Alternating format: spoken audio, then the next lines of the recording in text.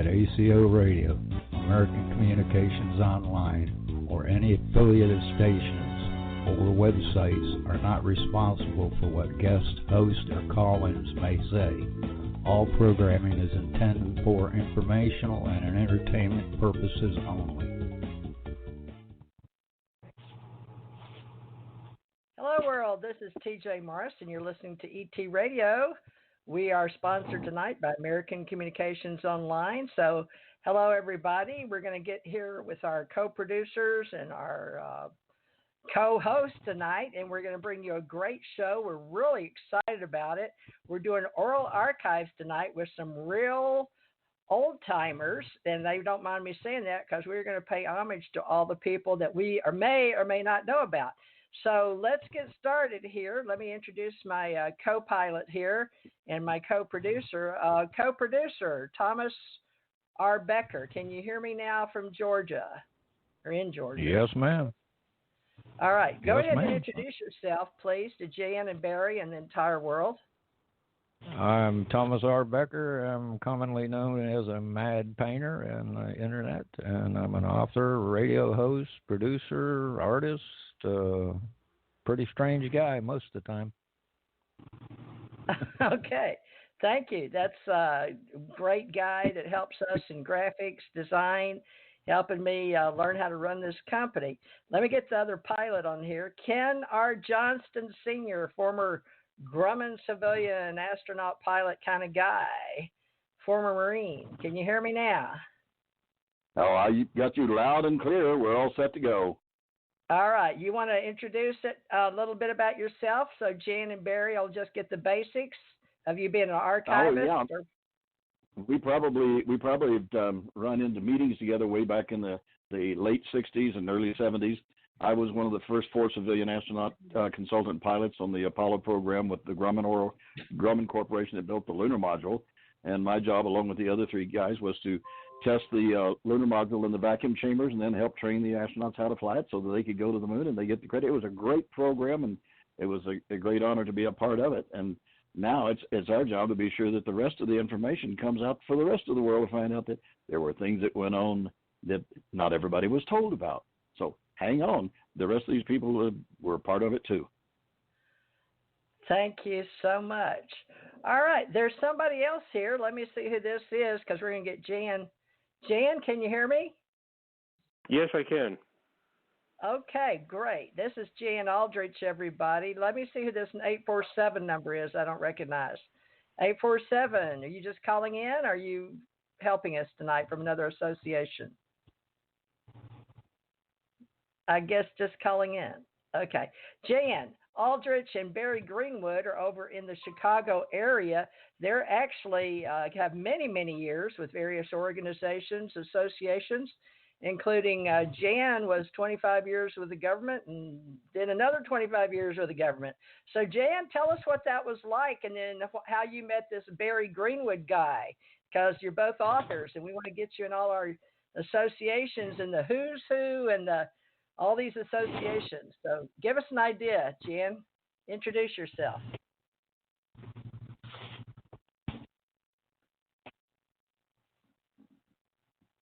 Are not? Okay, are we going to have trouble tonight? Let's try that again. Jan Aldrich, can you introduce yourself? You can. I spent 25 years in the Army and 25 years in the post office. So I've been stealing from the government for 50 years now. All right.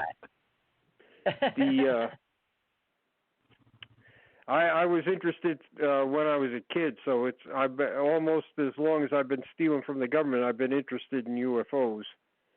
When I retired, I really have a chance to get very serious into working on it.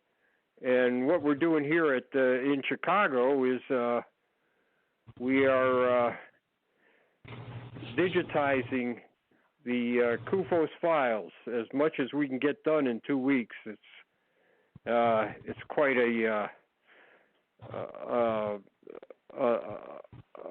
task. It's one of those things that Hercules would have to do, you know, put a river through this area here and wash away all these files.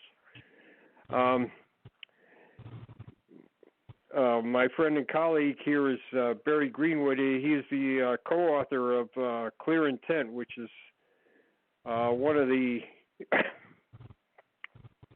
very first books to put together and document the government involvement. So I'll let him say hello. Great. Yes, hello. Ah, Mr. Greenwood, I presume. That's me. Wonderful to hear your voice, sir. Tell us about yourself. I just found out today you were an author, and we're going to get you some listings with all our groups and associations. But Barry, please, I know you've been around and you've been on another show. Tell us anything you're willing to share about your long history on the planet. Oh, okay. Well, I've been around for 66 years, and I think about over 50 of those have been spent dealing with UFO reports. Wow. I've worked for the post office too, like Jan. I was in there for about 38 years, so Goodness. I retired about 10 years ago. And back in 1984, I wrote a book called Clear Intent with a fellow named Lawrence Fawcett, who was a police officer in Connecticut. And it was intended to reveal the results of Freedom of Information Act requests to the government for any documents related to UFO reports. And we had received, I think, up to the time of the book's publishing, about 4,000 pages of records, and that's what the book summarizes.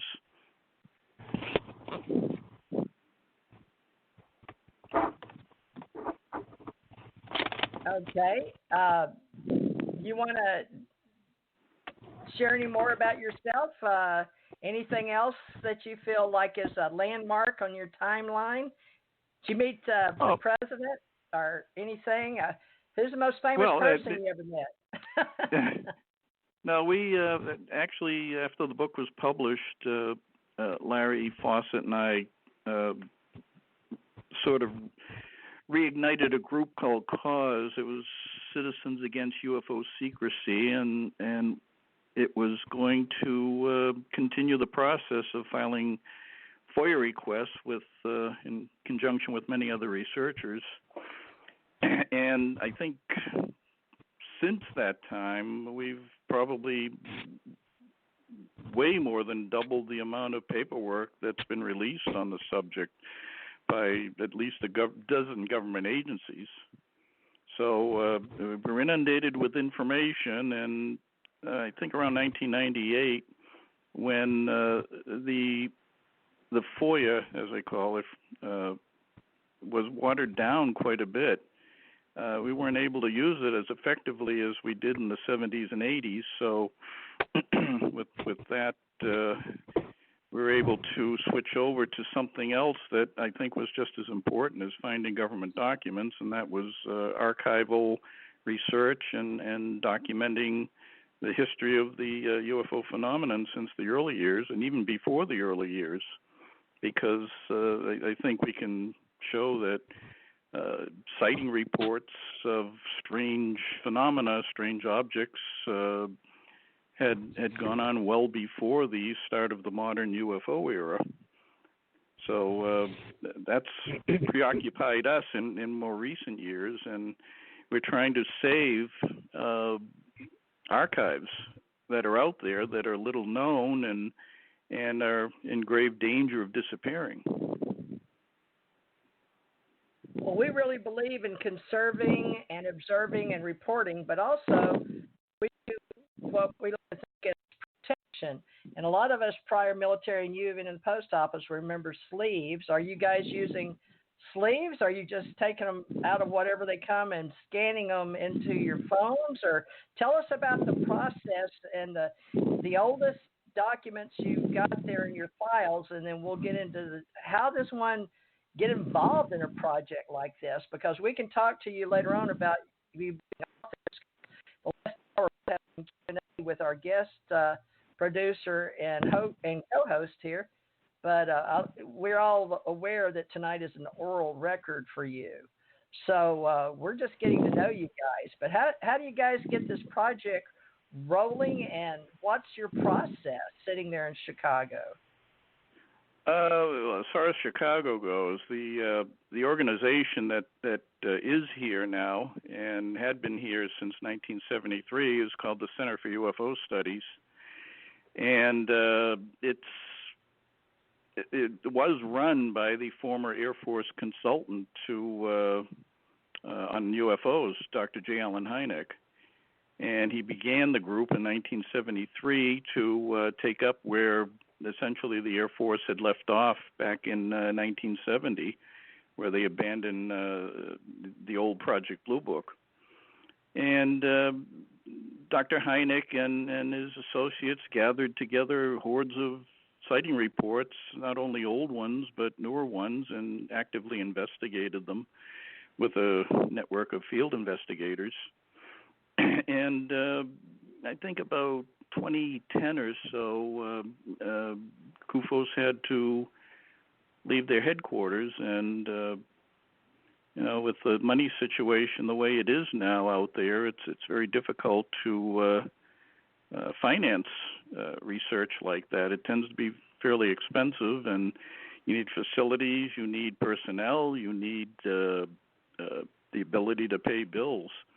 So a lot of the old organizations that thrived at one time had to disperse into essentially private homes, and the files were protected by the people who once worked for the organizations. CUFOS currently is housed in a place in Skokie, Illinois, and that's where we're at now. And there's a lot of files to take care of here. It's at least, I counted 58 file drawers worth of things that have to be processed and preserved. So you don't have the whole CUFOS J. Allen Hynek office, every possible physical file there, do you? That was actually well, no, it's divided. It's divided between the scientific director, Mark Rodiger, and we had to put a lot of the files in members' homes, and I think a number of people have them, but the bulk of the casework is where I'm at now in Skokie, and that's what we're trying to process. It's a very daunting task to deal with, because if you look at an average file drawer, it's about 2 feet long, and it's packed, absolutely packed with files in each drawer, and they cover UFO history from, I think some of the earliest files were from the 1700s up until roughly 1989 or so, and that's what we're trying to duplicate, and we're doing it 24 hours a day practically. Any opportunity to process it, we do it. Whose responsibility was that when Dr. J. Allen Hynek passed in 86? Is it from 86 to 2019 that we just didn't give the funds? Because we don't want to make that mistake again in 2020 coming up. We're all organizing all these associations. We hope to be better prepared for our databases. Of course, it's digital, of course, and I know you're providing some, and Jan is. Give us an idea of where we've dropped the ball from when 86. Give us some heads up, like the model we used and what we should be doing in 2020, if you don't mind. It can just be your opinion. Yeah, I mean, I can't speak for the organization. I'm not one of the operating people for it, but yeah, I'm very familiar with it. And after Dr. Hynek passed away, it was run by Dr. Mark Rodiger, who was the director since that time, and he still is in essence, even though there's not a particular headquarters building for it.